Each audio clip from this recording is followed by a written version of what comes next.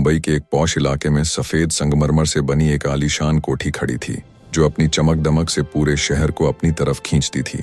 इसके बाहर सरसब्ज बाग, रंग बिरंगे फूल, साएदार पेड़ और बहता हुआ फव्वारा इसकी खूबसूरती को और बढ़ा देते थे, जबकि अंदर सोने चांदी की सजावट इसकी दौलत की गवाही दे रही थी। यह कोठी रवि कुमार की थी। रवि कुमार एक करोड़पति था, जिसके कपड़ों, रियल एस्टेट और होटलिंग के कारोबार से रोजाना लाखों रुपए की आमदनी होती थी। मगर रवि के महल जैसे दिल में लालच छुपा था और दौलत के नशे ने उसके अंदर हवस जैसी घिनौनी बीमारी पैदा कर दी थी। दोस्तों, यह मुंबई की एक सबक सिखाने वाली कहानी है, जो बताती है कि कैसे एक गरीब लड़की ने अपनी इज्जत बचाने के लिए ताकतवर करोड़पति के गुरूर से जंग लड़ी। कोठी के इंतजाम के लिए नौकरों की फौज थी, जिनमें कड़कती सर्दी में सुबह 5 बजे बाग की सफाई करने वाले माली भी शामिल थे। कोठी के भारी लोहे के दरवाजों पर वो पहरेदार तैनात थे, जो अपनी ड्यूटी के दौरान पूरी रात जाग कर पहरा देते थे। घर के अंदरूनी हिस्सों में भी मुलाजिमों का तांता लगा रहता था, जिनमें रसोई की औरतें और सफाई वाला अमला शामिल था। इन तमाम मुलाजिमों में से एक लड़की का नाम प्रियंका था, जो एक निहायत गरीब, मासूम और बदकिस्मत लड़की थी। प्रियंका की उम्र महज 20 साल थी, लेकिन उसके कंधों पर अपनी बीमार मां सुमित्रा की जिम्मेदारी का बहुत बड़ा बोझ था। सुमित्रा कैंसर जैसी जानलेवा बीमारी में मुब्तला थी। उसे हर रोज तेज बुखार चढ़ता और जिस्म में दर्द का ऐसा हमला होता कि वह तड़प उठती। बीमारी की शिद्दत के बावजूद सुमित्रा एक नेक और खुशमिजाज औरत थी। वह शदीद तकलीफ में भी हर मिलने वाले से मुस्कुराकर मिलती थी। उसके बदकिस्मत बाप ने प्रियंका की पैदाइश के वक्त ही घर छोड़ दिया था। तब से उसने कभी अपने बाप की सूरत देखी न आवाज सुनी। अस्पताल के डॉक्टरों ने साफ कह दिया था कि सुमित्रा की जान बचाने के लिए एक बड़े ऑपरेशन की जरूरत है, जो जितना खतरनाक था उतना ही महंगा भी। इस दौर के हिसाब से ऑपरेशन, अस्पताल के खर्च और दवाओं का कुल खर्चा कम से कम 5 लाख रुपए बन रहा था। डॉक्टर का कहना था कि अगर यह ऑपरेशन जल्द न किया गया तो सुमित्रा के पास शायद 6 महीने से ज्यादा जिंदा रहने का मौका नहीं होगा। माँ की जिंदगी बचाने के लिए प्रियंका रोजाना सुबह 4:30 बजे उठती, ताकि वक्त पर खाना बना सके और माँ को दवाएं दे सके। फिर वह पुराने नल के ठंडे पानी से सफाई करती और रोजाना अपने काम वाले कपड़े खुद धोती, ताकि कोठी में साफ सुथरी नजर आ सके। तमाम तैयारी के बाद वह 5 किलोमीटर का फासला पैदल चलकर रवि की कोठी आती, ताकि किराए के चंद पैसे बचा सके। वहां वह सारा दिन जान तोड़ मेहनत करती, जिसमें सुबह 6 से रात 10 बजे तक बाग की सफाई, रसोई में मदद और भारी बर्तन धोना शामिल था। रात 10 बजे जब दुनिया आराम कर रही होती, वह थकी हारी वापस अपनी माँ के पास उस छोटे से अंधेरे कमरे में पहुंचती। वहां पहुंचकर प्रियंका दोबारा चूल्हा जलाती और माँ के लिए ताज़ा खाना बनाती और बुखार तेज होने पर आधी रात तक ठंडे पानी की पट्टियां करती। अगर माँ को जिस्म में दर्द की लहरें उठती तो वह उनका सर और पांव दबाती रहती और पूरी रात जाग कर उनकी देखभाल करती। प्रियंका की तनख्वाह सिर्फ 15,000 थी, जिसमें किराया, राशन और दवाएं बड़ी मुश्किल से पूरी होती थीं। वह अक्सर सहेलियों से थोड़ा थोड़ा कर्ज भी लेती थी। ऐसे में 5 लाख रुपए का एक मुश्त इंतजाम करना उसके लिए नामुमकिन ख्वाब था, जो उसे अपनी जिंदगी में कभी पूरा होता नजर नहीं आ रहा था। प्रियंका की दोस्त श्वेता अक्सर कहती, प्रियंका, तुम इतना काम करके खुद को खत्म कर लोगी, आखिर माँ के इलाज के इतने पैसे कहाँ से आएंगे? प्रियंका नम आंखों से जवाब देती, श्वेता, मैं तो लोगों से मदद मांगती हूँ। कुछ तरस खाते हैं और कुछ दुत्कार देते हैं, मगर मेरा भगवान पर भरोसा है। रवि अक्सर बालकनी से प्रियंका को काम करते देखता और उसकी सादगी के बारे में सोचता। प्रियंका बिना किसी बनाव श्रृंगार के भी बेइंतहा खूबसूरत थी। वह एक नेक और ईमानदार लड़की थी, जो अपनी माँ से जान से ज्यादा प्यार करती थी, और यही उसकी सबसे बड़ी कमजोरी थी। जब भी रवि अपनी बड़ी गाड़ी में बाहर जाता तो वह जानबूझकर गाड़ी धीरे करता, ताकि प्रियंका को अपनी हवस भरी आंखों से देख सके। एक दिन रवि ने अपने राजदार दोस्त आशीष से कहा, मैं इस प्रियंका को हासिल करना चाहता हूँ, मगर वह उसूल पसंद है, सीधे कहने पर नहीं मानेगी। आशीष ने घटिया मशविरा दिया, वह एक मजबूर लड़की है, अगर तुम उसे इलाज की भारी रकम का लालच दो तो वह जरूर तुम्हारी बात मान जाएगी। इस शैतानी बात को सुनकर रवि के दिमाग में एक शर्मनाक योजना आई, जिसने इंसानियत की तमाम हदें पार कर दी थीं। एक दिन रवि ने खामोशी से प्रियंका को अपने प्राइवेट स्टडी रूम में बुलवाया, जहां प्रियंका किसी अनजाने खौफ से डरते हुए पहुंची। उसने कांपती आवाज में पूछा, साहब, अगर मुझसे कोई गलती हुई है तो मैं माफी चाहती हूँ। बरा करम मुझे नौकरी से ना निकालें, क्योंकि मेरी माँ की जिंदगी इसी काम पर है। रवि ने मक्कारी भरे नरम लहजे में कहा। नहीं काजल, कोई मसला नहीं है, तुम बैठ जाओ, क्योंकि मैं तुम्हारे मुस्तकबिल के बारे में कुछ अहम बात करना चाहता हूँ। प्रियंका कुर्सी के कोने पर बैठ गई, मगर दिल में खौफ था। रवि ने कहा, प्रियंका, मैं तुम्हारी माँ के कैंसर और ऑपरेशन के 5 लाख रुपए के बारे में जानता हूँ। माँ की तकलीफ का जिक्र सुनकर प्रियंका रो पड़ी और बोली, जी साहब, डॉक्टर ने 5 लाख रुपए बताए हैं, जो मेरी औकात से बाहर है। रवि मुस्कुराया और बोला, मुझे तुम्हारे साथ बहुत हमदर्दी है और तुम एक बहुत अच्छी और मेहनती लड़की हो, इसलिए मैं तुम्हारी इस मुश्किल में मदद करना चाहता हूँ। प्रियंका को अपने कानों पर यकीन न आया और मासूमियत से पूछा, क्या वाकई आप मेरी मदद करेंगे साहब? रवि ने जवाब मैं तुम्हारी दिया, माँ का बेहतरीन ऑपरेशन करवा दूंगा और सब पैसे दे दूंगा, लेकिन मेरी सिर्फ एक छोटी सी शर्त है। मदद की बात सुनकर जहां प्रियंका को खुशी हुई, वहां उसके दिल में अचानक से डर उठा और उसने शर्त के बारे में पूछा। रवि ने ढिठाई से हकीकत दिखाई। तुम्हें 2 माह तक शहर से बाहर मेरे फार्म हाउस पर मेरे साथ रहना होगा।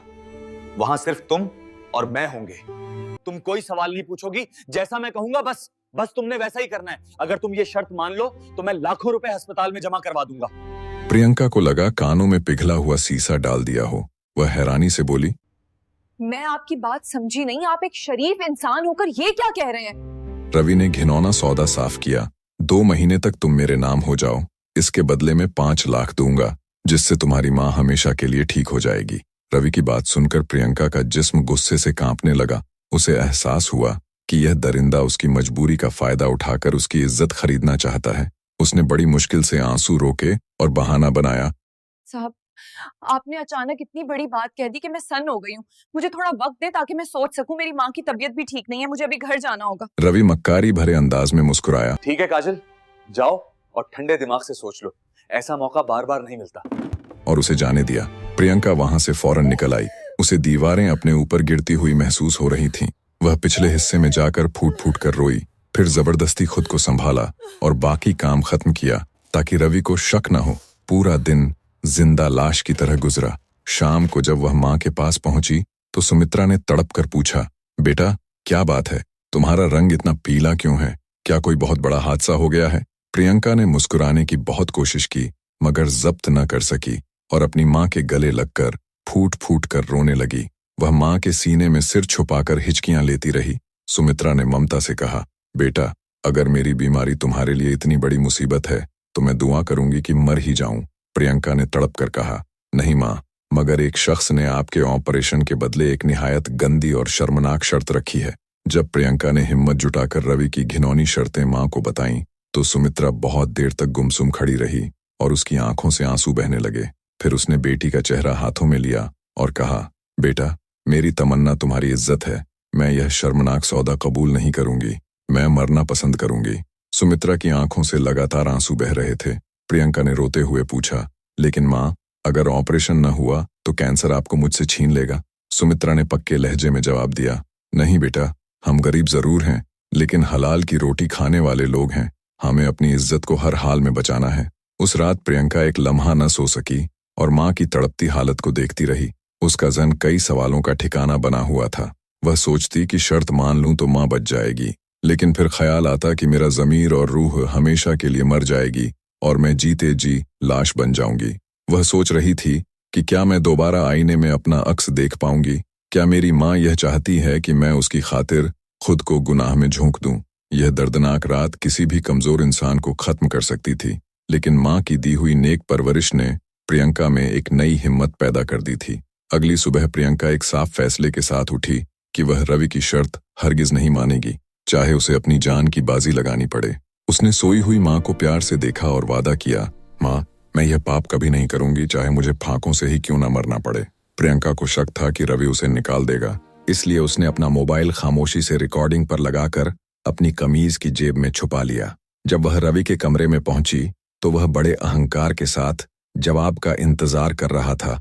उसने पूछा, हाँ प्रियंका, तो क्या फैसला हुआ? प्रियंका ने चट्टान की तरह मजबूत आवाज में कहा, नहीं साहब, मैं यह गुनाह नहीं कर सकती, मैं अपनी इज्जत का सौदा नहीं करूंगी क्योंकि यही मेरा असली जेवर है।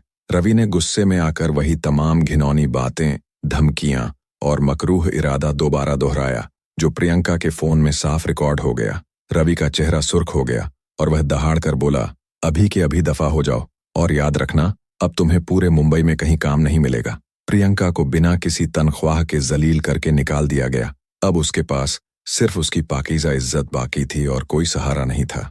इस वाकये के बाद हालात बहुत ज्यादा खराब हो गए और रवि ने वाकई अपने असर व रसूख से उसे कहीं भी काम नहीं मिलने दिया। उसकी सहेली श्वेता ने रोते हुए पूछा, प्रियंका, अब हम क्या करेंगे? घर में आटा भी नहीं और माँ की हालत बिगड़ रही है। उसने हिम्मत न हारी और छुपकर दूर दराज के घरों में बर्तन धोने का काम शुरू कर दिया, मगर इस मामूली रकम में किराया और दवा का इंतजाम नामुमकिन था। 2 महीने गुजर गए और इलाज न मिलने से सुमित्रा की हालत निहायत खराब हो गई। एक दिन वह अचानक बेहोश होकर बिस्तर से नीचे गिर गई।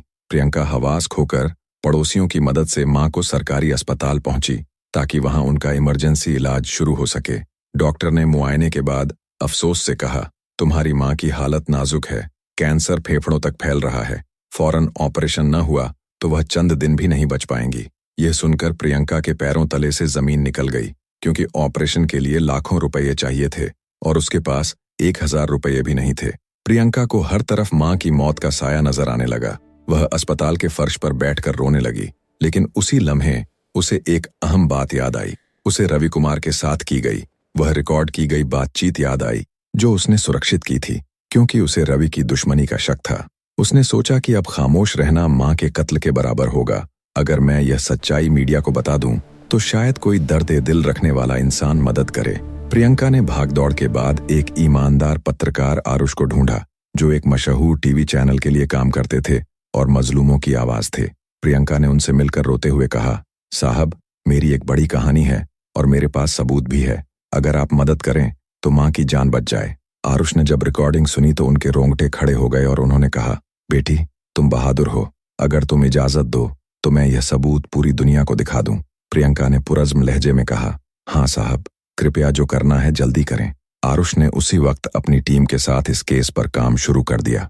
अगले ही दिन पूरे देश के अखबारों और टीवी चैनलों पर यह खबर धमाके की तरह छा गई। रवि कुमार की घिनौनी और शर्मनाक शर्त, अस्पताल से बीमार मां की तड़पती हुई तस्वीरें दिखाई गईं और रवि के काले कारोबार और हवस की कहानी सबके सामने बेनकाब हो गई।